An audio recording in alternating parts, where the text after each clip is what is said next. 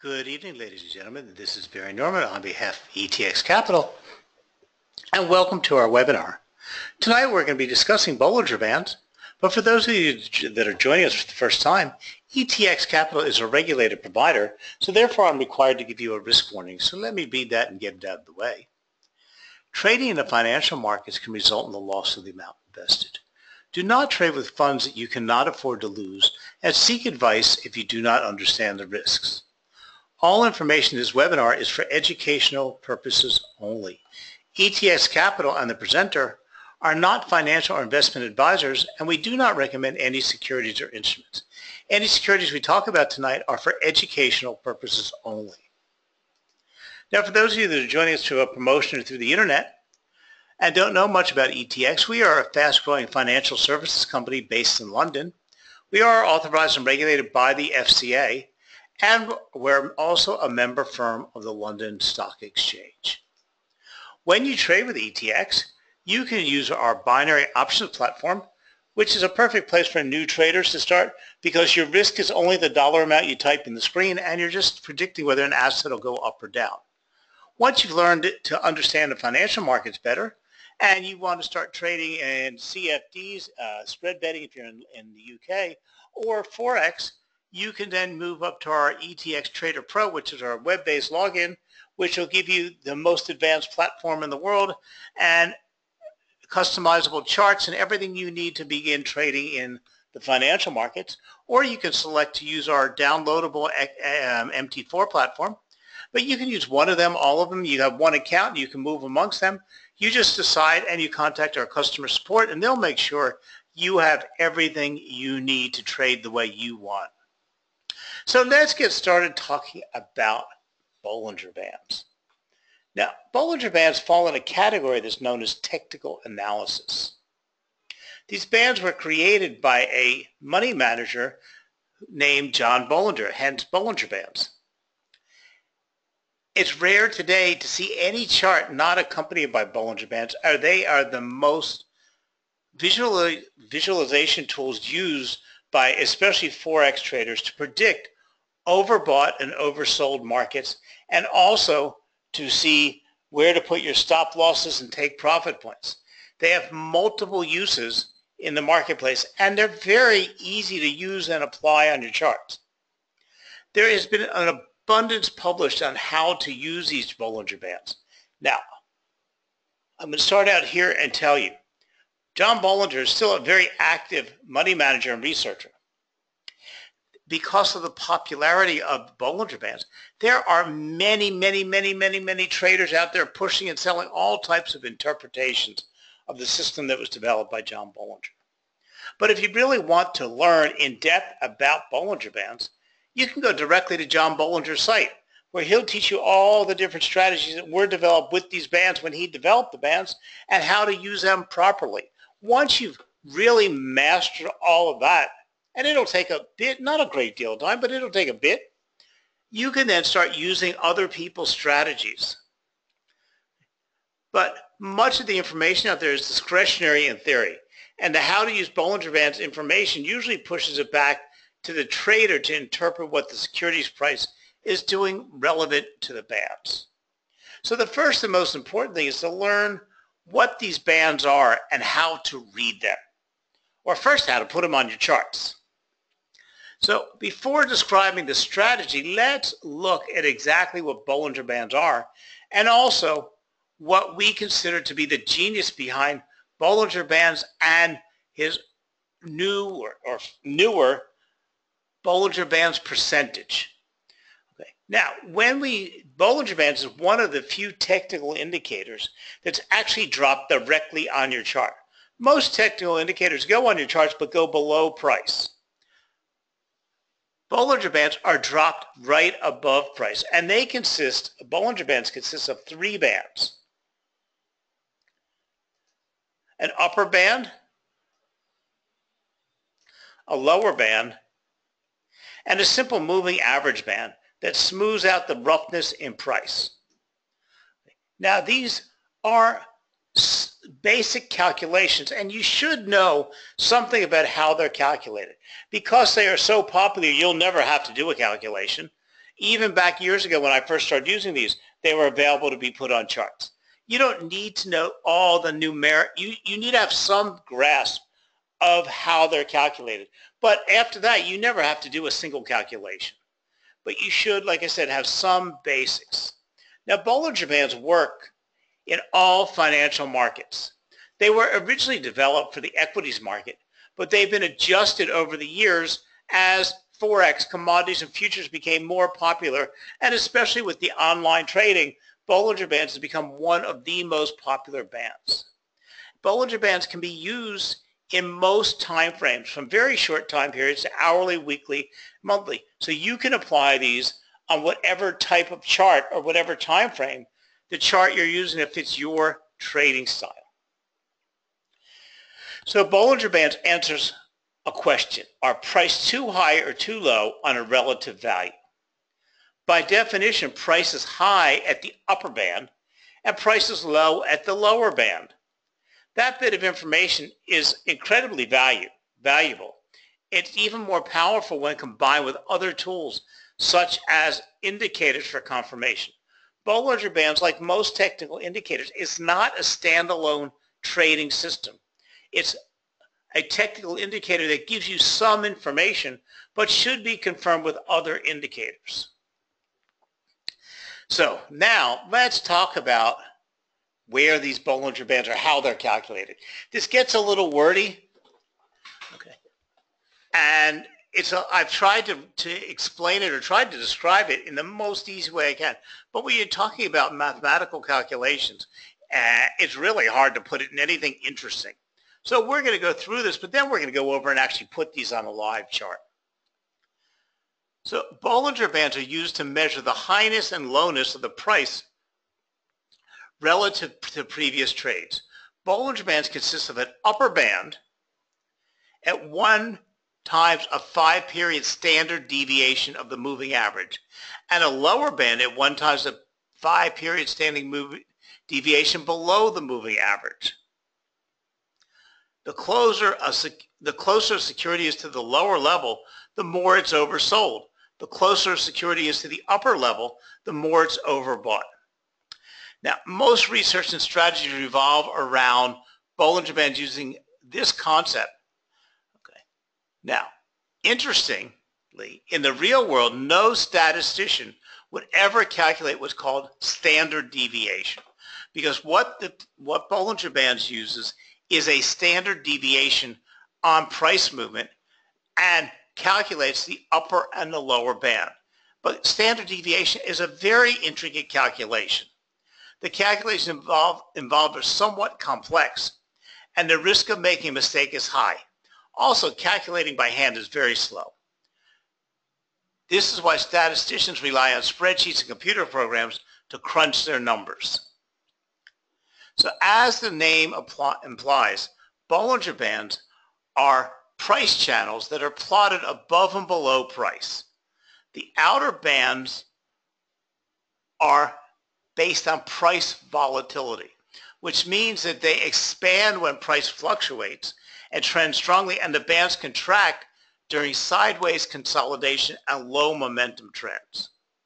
Now, by default, okay, and you have all types of people offering you systems to change Bollinger Bands. Bollinger Bands is set by default on what's called a 2 standard deviation, or a 2-period deviation. Now, you can make little tweaks to it without redefining all of Bollinger Bands. I have found that I use a 2.5 standard deviation, which doesn't make that much of a difference, but makes them wider and captures more price action, only because I only want the strongest signals. So this eliminates a lot of other stuff and gives me less signals, but I only want the best of the best. With 2.5 standard deviation, 99% of all the price action falls between the 2 bands, which means that a violation of the outer bands becomes a much more meaningful signal. Okay, so that's pretty wordy. Okay, and I understand that. So let's go over and actually, let me give you one more brief definition of standard deviation, and then we're going to go put these on a chart. So maybe some of this will make sense to you. Now, standard deviation is a measure of the dispersion of a set of data from its means, almost like a moving average. It is calculated as the square root of variance by determining the variation between each data point relative to the means. If the data points are further from the mean, there are higher deviations from the data set. Okay, like I said, it's very wordy. If that meant any sense to you, or you could even figure that out in your mind, more power to you. I mean, I have a degree in finance and a CPA, and I can't even figure out exactly what the calculations for standard deviation. So I just accept Bollinger Bands uses a 220 standard deviation. So in finance, standard deviation is a statistical measurement when applied to the annual rate of return of an investment. Okay. For example, a volatile stock has a higher standard deviation, while the deviation of a staple blue chip stock is a rather low deviation. So standard deviation is calculated using the mean, or the average. The distance of each data point from the mean is squared, summed, and averaged to find its variance. Okay, once again, any of that mean anything to you? Standard deviation is simply the square root of the variance. Okay, so let's go over to a chart. I've been promising this for too long, so let's go over to some charts I got set up here for you. And what we're looking at right now is a 1 hour chart, a bar chart, because I prefer using bar charts over candlesticks, but that's my personal preference. Okay, and it's on a Euro-US dollar 1 hour chart. For no other reason, this is what I use for standard classes. Okay. You can, first of all, you put Bollinger Bands on whatever asset you're looking at, and you're going to use the charts to fit your trading system or your trading strategy. So whether you're using a 15-minute chart, a 1 hour chart, or 2-day chart, you just put the Bollinger Bands on that chart, because it's going to calculate using the 2 and 20 standard deviation time frames to give you the upper and the lower bar. But that being said, because Bollinger Bands is such a popular indicator, all we have to do is go up to our indicators and click on Bollinger Bands. And it's going to put that directly on our chart for us. We don't have to do any of the calculations. Okay. And we can see right here, and I've color adjusted these because all the charts will allow you to do some modifications. Okay, so if we click up here, we're going to see that, we have the upper band and the lower band. Our inputs are a 20-day and a 20-day moving average with a 2-time standard deviation based on the close. Okay, you can use today, because of computerized Java charts, they offer you way too many choices. Okay. But the standard Bollinger Bands uses a 20-day moving average and a 2 standard deviation using the close price for the time period that you're looking at. So if we're looking at a 1 hour time frame, it does the calculation for the Bollinger Band every 1 hour and puts the dots on the chart, just like you get with a line chart, and it connects the dots to form the upper and the lower band. And we get them the way they look on my chart right now. Again, I've color-coded these to make them easier for you to see. No other reason, because the colors don't mean anything. I just wanted them so that you could see them easily on your screen. Now, the bands are the red areas. That's the upper band and the lower band. And then we have price. Now I have the Bollinger Band channel, which is crucially important, in yellow. Now, as you can see, this channel gets wider and narrower, wider and narrower, wider and narrower. We get nothing from the shape that the channel makes. And I can show you pictures of all kinds of weird things that you see on these channels. Sometimes they look like space aliens. Sometimes they look like pictures of your kid. I mean, they make all different shapes and sizes. It doesn't mean anything. It's not part of the use of Bollinger Bands. What it does do is it tells us that most of the price action occurs within this channel. When the price breaks out of the channel,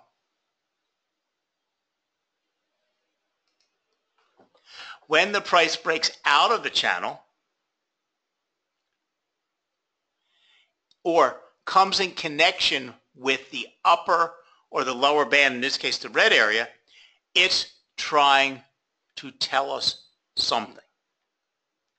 Now, as you can see, price is rather erratic. Price moves all over the place because price has noise. Because price action moves continuously, moves up and downs and up and downs. Bollinger Bands uses a third line to help us interpret this a little bit better and to smooth out the noise. And this is a moving average line. Okay, and I've turned it off just to show you the upper and the lower band. Now I'm going to click on the basis line, and let's put that on here. Let's make that one a bright blue.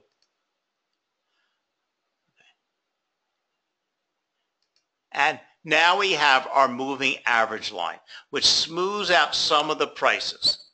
And it helps you in some of the strategies because you would want to see how the moving average is moving in relative value to the upper and the lower band. Okay. So what do we have? We have the upper band and the lower band, which are a two-period standard deviation from the average. We also have the channel, which is the yellow area, and then we have a 20-day moving average line in the red. So we have 4 different pieces of information, or 4 different sections on this chart. But again, it's all very easy. You don't have to do any of this stuff. I turned off the average line because I wanted to explain it to you when I turned it on. I made the red outside bands because I just wanted you to see them. I made the center yellow. But that comes from very easy. You just find on any charting system you're using, we'll give you a way to format it, and you just select how you want to format it. Okay. So it's relatively easy. Okay. Now we have these Bollinger Bands on the chart. You no longer have to worry about the calculations. And if you wanted to and wanted to customize it, like I said, I used a 2.5 moving average.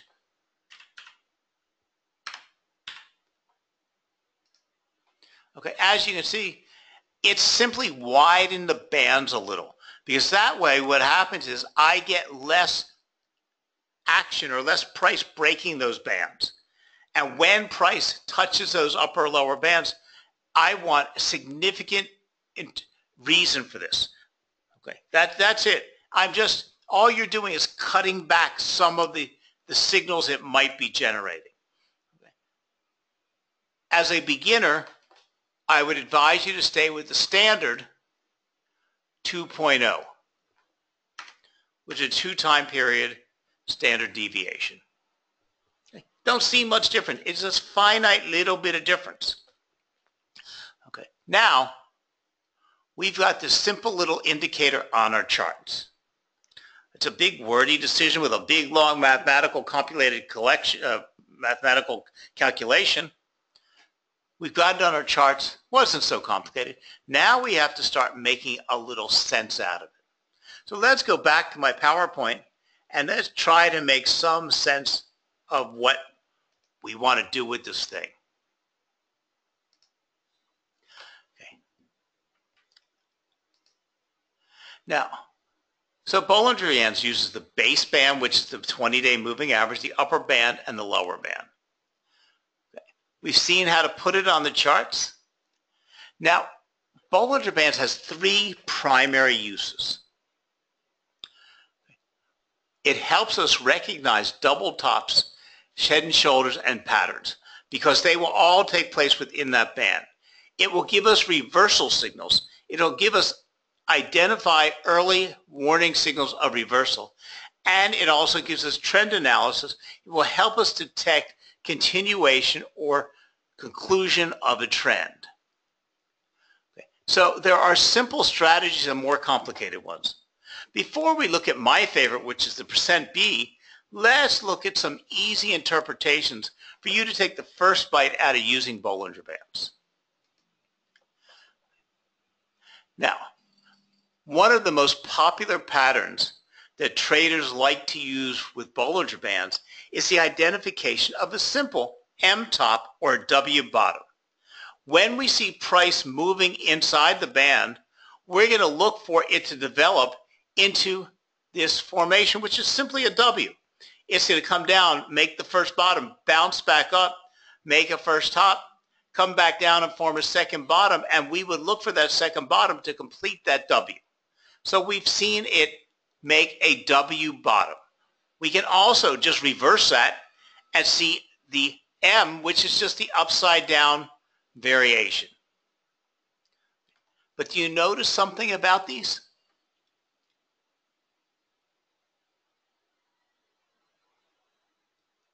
When we form the second top in the M or the W, it's pretty well predicting where the price will go and also telling us what our target point, because our target point would also be the start of the original first top.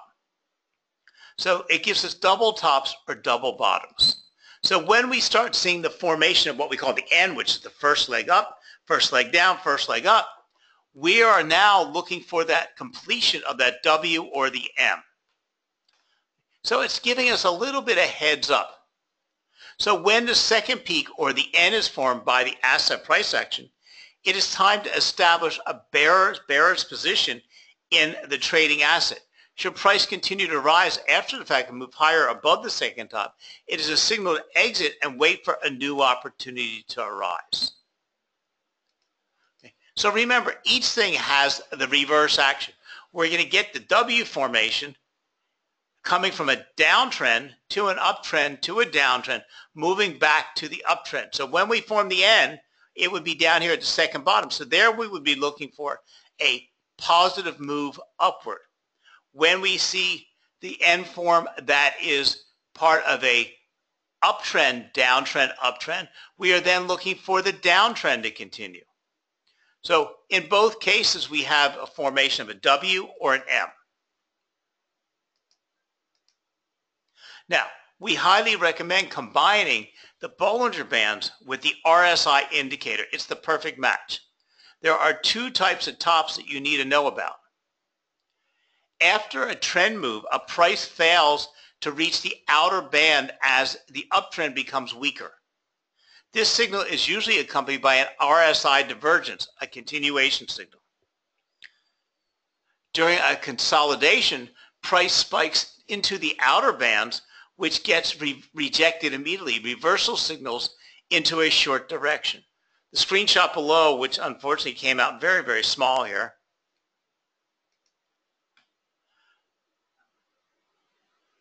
the first is the market top in the divergence. So we can see the market moving up here. And what we see, and I'm sorry, I don't know how much you can see here, but what we see is an uptrend. This is where we're in that uptrend. And this is the RSI below. And we see a downtrend in the RSI indicator. This is what's known as divergence. Price is moving in one direction while the indicator is moving in the opposite. So they are diverging from each other. And divergence is standard in all of your indicators, but divergence is a very critical point during, during trends. The moving average line also holds very accurate, and a break of that moving average is usually a meaningful signal that the sentiment has shifted. The screenshot below, and we'll go over to a better screenshot, shows nicely how price trends between the outer bands and the moving average, both on the way up and the way down. So we see the moving average, which was our 20-period moving average. And what we do is we see the moving average above price and then falls below price. So we had a crossover while we're moving, and what it tells us we're moving, we then move into a very strong uptrend. Here we have a crossover above, and price trend tends to reverse, and price stayed within the bands. But what we got was the crossover of the moving average between the price and the moving average line. And this is a simple crossover strategy. Now, they're not telling you to do anything yet. They're simply telling you something is happening in the markets. While Bollinger Bands are exceptionally helpful in determining when an asset is overshot to the upside or the downside, it's important to use the bands to also set risk conditions, not just entry points. Additional risk and reward should be set based on the width of the bands or the volatility, with narrower risk rewards for low volatility and higher risk rewards for higher volatility. It is said that all the price action for a price movement should remain within the band. So when price touches the upper band and you're trading to go down, we would expect it to go to the lower band. So therefore, we can set our trade directive or direction as well as our target point, and we would use the opposite side of the band as our stop loss or our risk point. So in contrast to other indicators, the Bollinger Bands are non-static indicators, and they change their shape based on the recent price action and accurately measure momentum and volatility. Thus, we can use Bollinger Bands to analyze the strength of a trend and get a lot of important information this way. As you see, Bollinger Bands has a lot of information. There's no way we can cover this in a short class, so I'm only trying to give you some highlights so that you'll go over to Bollinger Band site, John Bollinger, and learn this in detail, because you're not going to master it or learn it in one class. There are a few things you need to pay attention to when it comes to using Bollinger Bands. During strong trends, price stays close to the outer band. If price pulls away from the outer band as trend continues, it shows fading momentum. Repeated pushes into the outer band that don't actually reach the band show a lack of power. A break of the moving average is often a signal that the trend is ending. So the screenshot here shows how much information a trader pulls using Bollinger Bands alone. So let's walk through. We can see steps 1, 2, or 3, 4, and 5. So first we see a breakout of the bands and a strong move into a downtrend. We see it try to approach the lower band, but it's not able to make it, and we see a reversal here at number 2. 3, we see it try to push up to the upper band, and it can't make it, falls back down lower band, comes back and still can't make it to the upper band, which is telling this uptrend is now fully over, and it moves into a solid downtrend.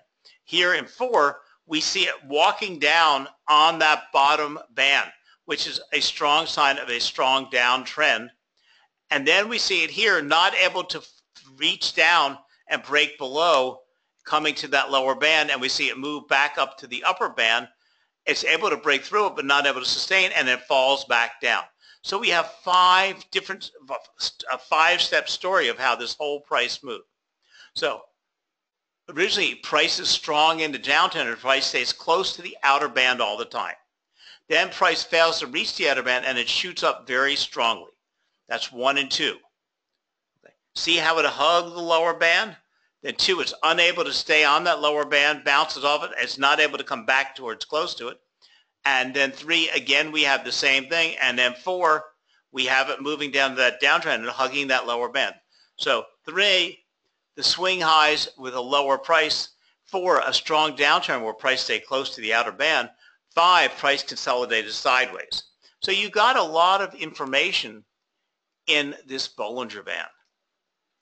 Now, because Bollinger Bands were originally developed for the equities markets, and Bollinger and computerized charts and everything else became more accurate or more easily accessible, John Bollinger wanted to develop, not somebody else, but John Bollinger wanted to do one step farther to make his indicator work better. And with this, he developed %B and bandwidth. %B is an indicator for measuring the distance between the Bollinger Bands. So all it does is it uses a computer calculation to measure the distance between the bands. Not difficult, but we no longer have to do it by hand. So appropriately, this indicator is called the Bollinger Band bandwidth, or just the bandwidth indicator. It is simply the value of the upper band less the value of the lower band. Not so complicated.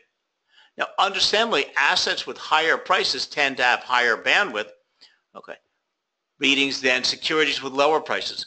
If price equals 100 and the bandwidth equals 5, then the bandwidth would be 5% of the price. Now, granted, gold trades at the 13,000 range and is still going to have a bandwidth of 3, 4, 5, 6, 7. So it's a different percentage. So you have to figure out what the appropriate percentage would be for the market you're trading in. If price equals 20 and the bandwidth equals 1, then the bandwidth would also be 5% of the width. So keep this in mind when using the indicator. Now, in my opinion, which is backed also by statistical results, the percent B component of the Bollinger Band allows you to better pinpoint proper entry and exit points. So now we have to go one step farther, and we have to, because percent B is not automatically put on your charts. So let's go back over to the charts and figure out what this percent B is. So it's simply a calculation of the difference between this band and that band.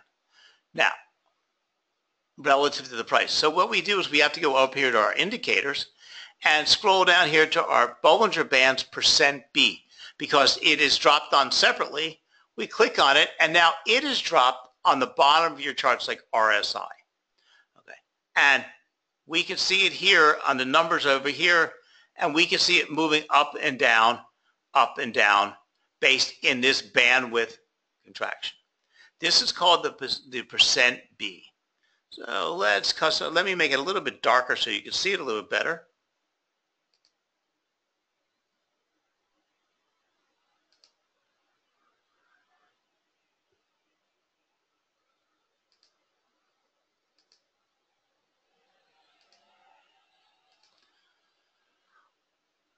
Okay, so now we can see the percent B on our charts.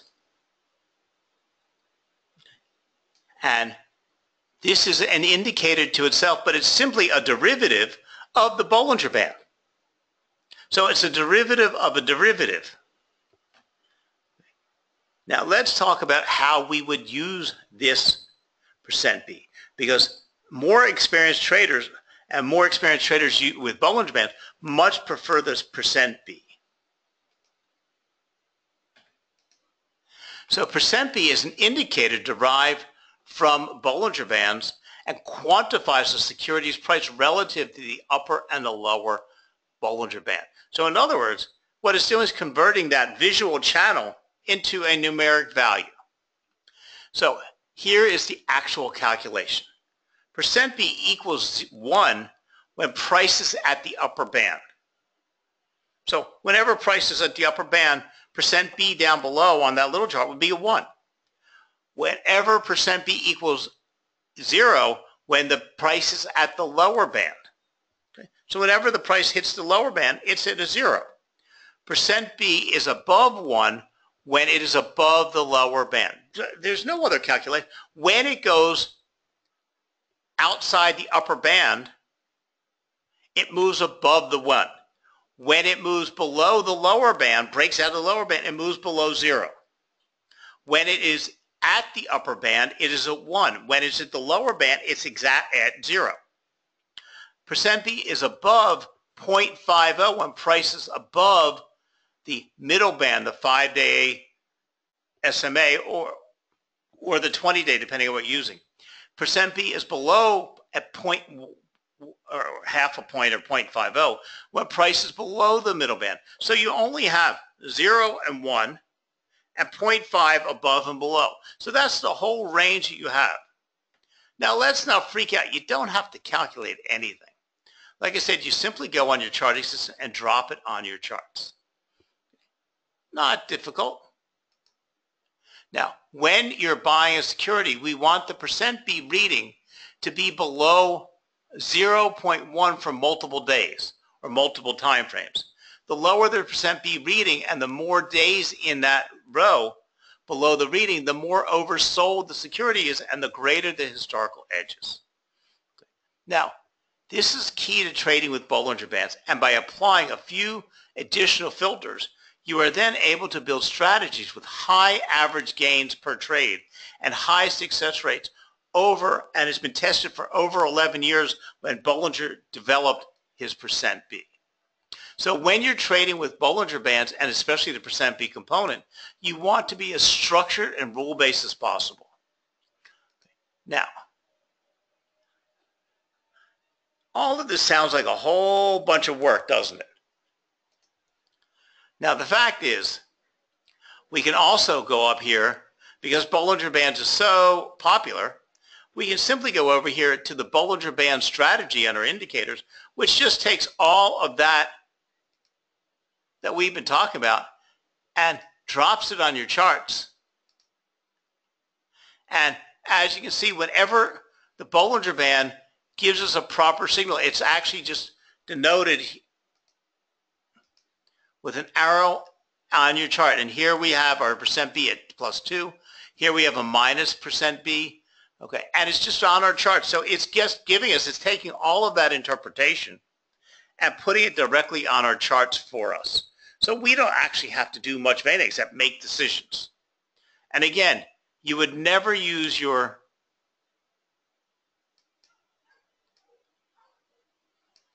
Bollinger Bands independently. You would always use it with other indicators. But it's fairly easy to start using. You've got it on your charts. Now it's just simply deciding how you would use these to make any sense of the market. But first off the bat, you know your moving average is smoothing out price. You know when moving average breaks above or below, crosses over price, it's giving you a signal. When price breaks out of the band, it's telling you something. And when price fails to reach the upper or the lower band, when it's moving in there, it's telling you something. And when you practice this, just a short period of time, you'll start seeing these. You'll start seeing how, look at this, how price was floating up and moving up to the band. It was able to touch that band, then broke through and never able to reach that band again. And what happens? It moved to a downtrend. Okay. Here we see something, price band broke out, but the trend wasn't able to follow and then fell below. We have all kinds of easy to tell stories, but look at this. We have a crossover in the moving averages. Okay. There are all types of things that you will sooner or later be able to follow. Do we have a formation of a W or an M? Not really. So there's all types of ways to use this. We also see our Bollinger Band breaking above or below our price selections, and there's many different ways. Okay. Hopefully now we've opened your eyes to using this, and now you'll spend a little bit of time trying to figure out and learn to read the Bollinger Bands. To ride the bands is a great way to trade. Okay, here it is in real life action. This is a current chart for gold. And you can see each one of these rate. Now it's got a lot of other stuff on here. I can get a lot of this stuff off for us here.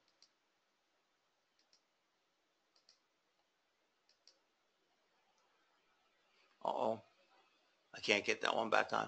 I actually, unfortunately, just clicked off the Bollinger Band. Let's see if I can get it right back on here for us pretty fast. Okay, and you can see each of the buy and sell signals with the red arrows. You can also see it down below moving with MACD on the chart and with RSI and looking for those signals. We also can see it here. This is for a 1 week chart of gold. Here we can see it in a more simpler action on a same 1 week with Japanese candlesticks.